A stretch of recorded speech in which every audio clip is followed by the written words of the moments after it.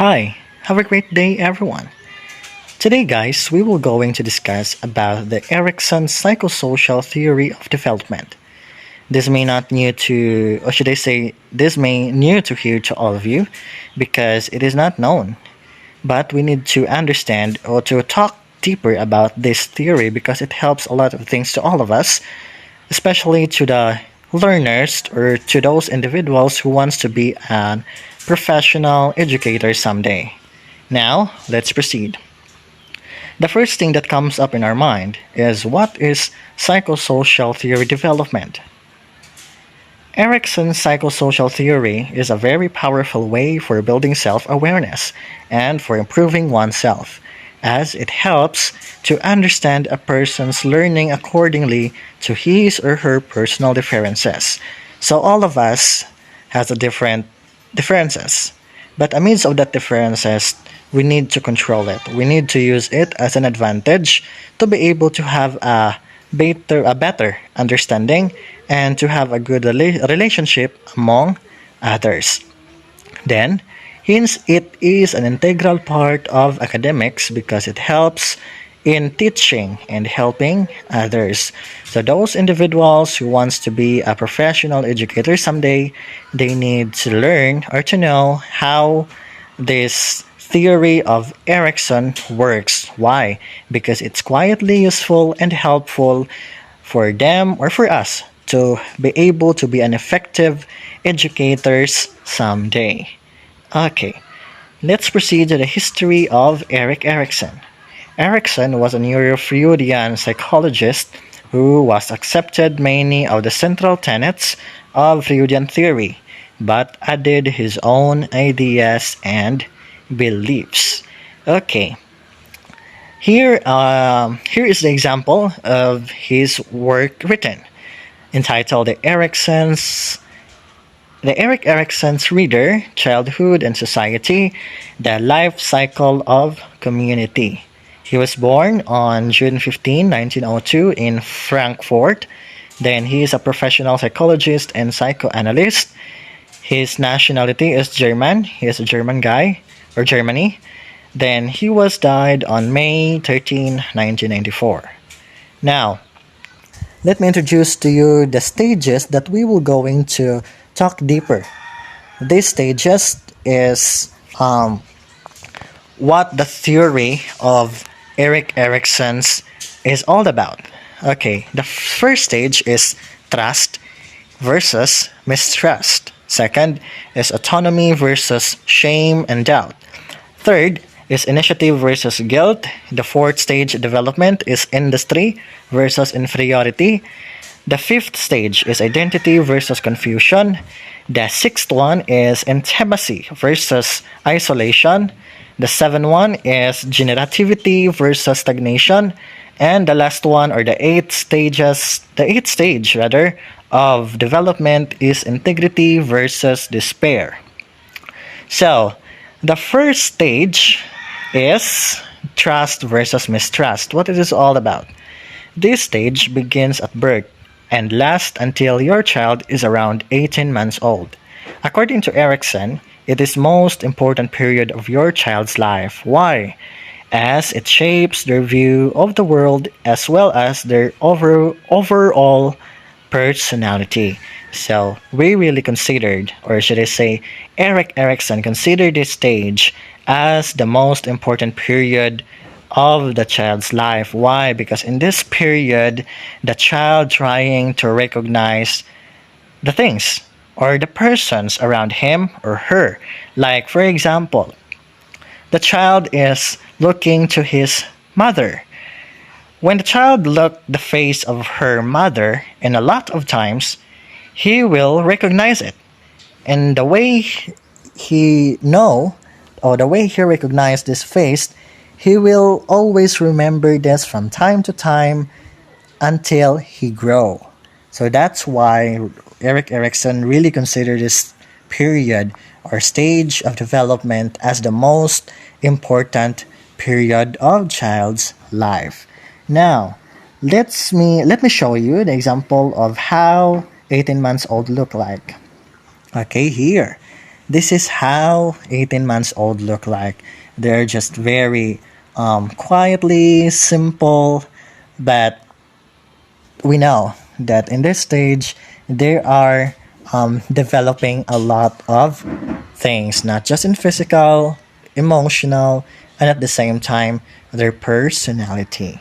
So that's all for the first stage. Now, first stage. Let's proceed to the second stage. So the second stage of development is the anatomy versus shame. This stage occurs between the ages of 18 months to around age 2 or 3 years. According to Erickson, children at this stage are focused on developing a greater sense of self-control.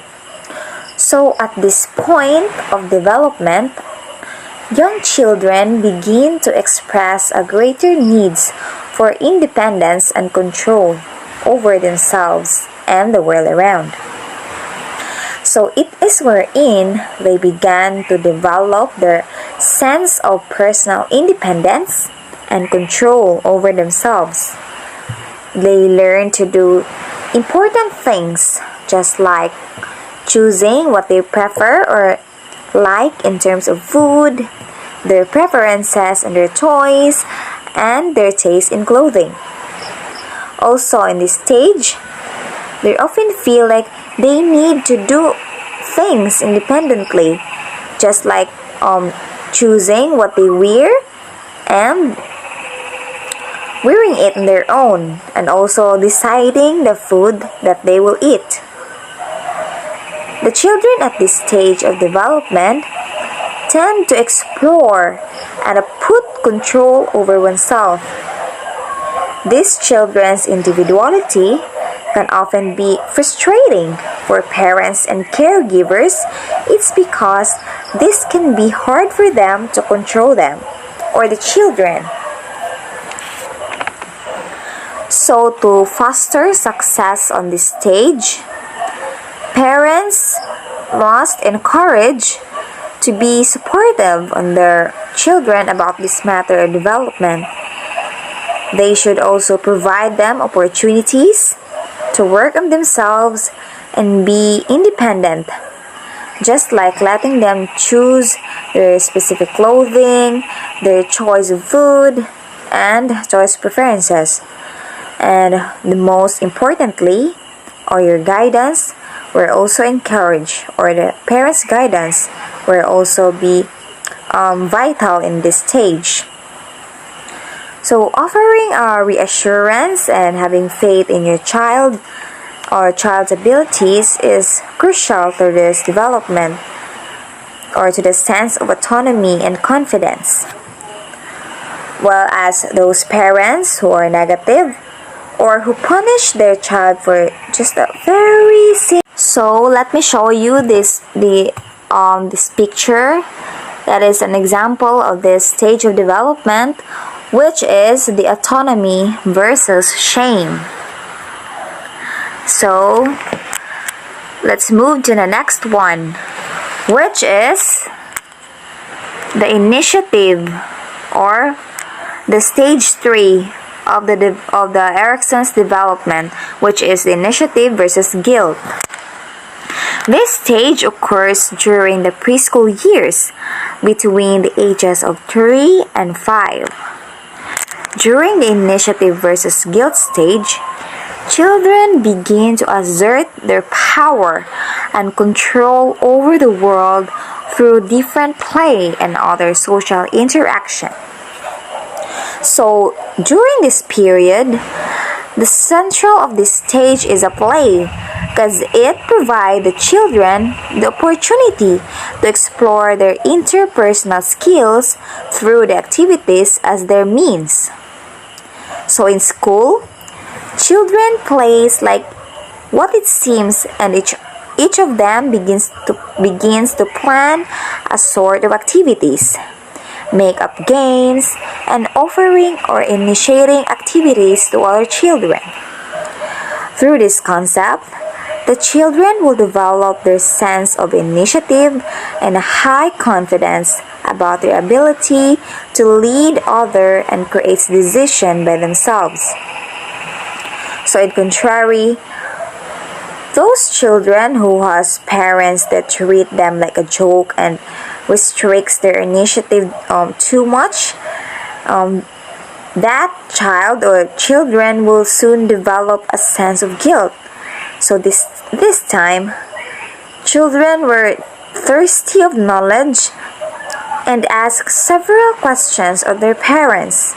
So you as a parent, it's your responsibility to teach and guide them to be fully developed on this stage. Children who are successful at this stage feel capable and able to lead others. So for instance, they will develop their leadership skill and confidence to lead. And for those who fail, they're left with a sense of guilt, self-doubt, and lack of initiative. They will not be able to grow the skills that they had since they are doubting about their abilities. They hesitate to participate on any field because they feel like they are not enough or is like they're low-key, especially when there are experience criticism. It will slow the interaction with others that is very unhealthy. So let me show you the picture of the example of this stage 3, which is the initiative versus guilt of Erickson's theory of development. So let's move to the next one. This is the 4th stage, which is the industry versus inferiority. So this stage, the stage in which children enter into a greater society beyond the family for the first time.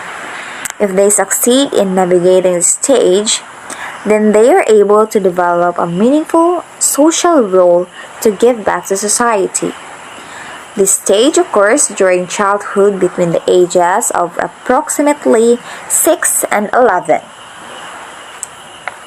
So, being socially acquainted to others will be a great help on the succession on this stage, because through socialization, they will begin to develop their sense of pride on their abilities that they possess and the accomplishment that they acquire.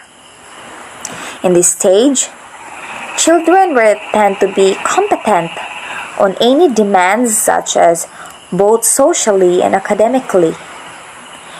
They have a strong belief on their skills that will certainly be helpful on achieving their goals, since they will possess a great confidence and beliefs of oneself skill to achieve the goal that they desired. Whilst on the other hand, if you fail to accomplish or be successful on this stage, then you will feel inferior and less confident about your abilities, which result to unproductiveness and failure to achieve goals and dreams. That it is encouraged that parents should encourage their children and believe their capabilities. So a good parent should give advices and will believe their child, support and not discourage them, help them boost their self-esteem to develop their strength of competence and self-confidence. So here is the example of here's a picture that stands for the example of the stage 4, which is the industry versus inferiority. The 5th stage of development is identity versus confusion. This stage occurs during the adolescence between the ages of approximately 12 and 18. During this stage, adolescents explore their independence and develop a sense of self. So in this stage of development, children become more independent to themselves, and they began to explore about life and what would they be in the future. So children began to plan his or her career in life, or his or her relations, families, and etc. So they want to belong to a society and fit in. Children began to form their own identity based on the outcome of their explorations. They develop a sense of having a role in the society. So failure in establishing the sense of identity will lead to role confusion. So role confusion involves the individual not being so sure about themselves or their place in society. It's like there is a missing piece of themselves. So this stage of development occurs during high school life. I'm gonna show you the an example or a picture of adolescent years. So the next stage is the sixth stage of development, which is intimacy versus isolation.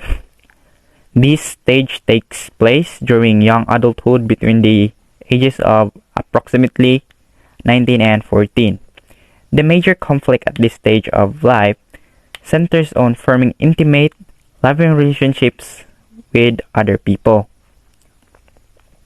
So in this stage of development, we began to share our emotions, our intimacy with others. We seek longer-term commitments with someone other than a family member or having a connection with others. So successful completion of this stage would result to a happier relationship, safety, and care within a relationship. So in this part, in this stage of development, this focuses on love, friendship, and marriage. So avoiding this stage of development or intimacy may lead to isolation, loneliness, and even worse is depression. It's like you lost the sense of living and you feel like you carry the entire world. So this is a picture of example showing the sixth stage of development, which is the intimacy versus the isolation. Isolation. So the next stage is the seventh stage of development, generativity versus stagnation. This stage takes place during middle adulthood between the ages of approximately 40 and 65. During this time, adults strive to create or nurture things that will outlast them, often by parenting children or contributing to positive changes that would benefit other people. So in this stage refers to the maturity stage of an adult. In this stage of development, adults become more practical. So they began to nurture things that would outlast them. So they create positive changes, not just to benefit to his or herself, but the benefit of everyone or the benefit of the other people, such as being productive at work and being involved to or in the community activities. So by failing to contribute or failing in the manifestation of this stage would lead to being stagnant and feel unproductive as a result of shallow involvement in the world. So it's like you are not useful in this world, or you have not accomplished something, or you are being unproductive. So this is the example or picture of the seventh stage of development, which is generativity versus stagnant. So, the last stage of psychosocial theory of development is integrity versus despair. This stage begins at approximately age 65 and ends at death. Psychologists, counselors, and nurses today use the concept of Erickson stages when providing care for aging patients. So when we say integrity, it refers to a person's ability to look back on their life with a sense of accomplishment and fulfillment. So its characteristics include acceptance, a sense of wholeness, lack of regret, feeling at peace, a sense of success, feelings of wisdom, and acceptance. while despair refers to looking back on life with feelings of regret, shame, or disappointment. So its characteristics include bitterness, regret, ruminating over mistakes, feeling that life was wasted, feeling unproductive, depression, and hopelessness. So the integrity versus despair stage begins as the aging adult begins to tackle the problem of his or her mortality. The onset of this stage is often triggered by life events such as retirement, the loss of a spouse, the loss of friends and acquaintances, facing a terminal illness, and other changes to major roles in life. So now, let's proceed. So look at this image. So as we can see, the couples look so happy. They look so satisfied with their life. And it is a good example of integrity. So achieving a sense of integrity means fully accepting oneself and coming to terms with the death. Accepting responsibility for your life and being able to endow past and achieve satisfaction with self is essential. So, an aged person may find it necessary to reflect and analyze what they have accumulated throughout life and decide what offspring will receive from them upon death. So let's just say we have things that didn't accomplish before, and there are regrets. There are lots of what ifs in our head that can lead to frustration. There's a feeling that we are not complete, we are not fulfilled. As a result, we fear of death because we didn't accomplish yet the things that we really wanted to do. Unlike individuals who feel a sense of fulfillment about life, they can easily accept death and as it is unavoidable reality because they already achieved the things they wanted. So now let's have a recap on the stages that make up his theory are as follows. Stage 1. Trust versus mistrust. It occurs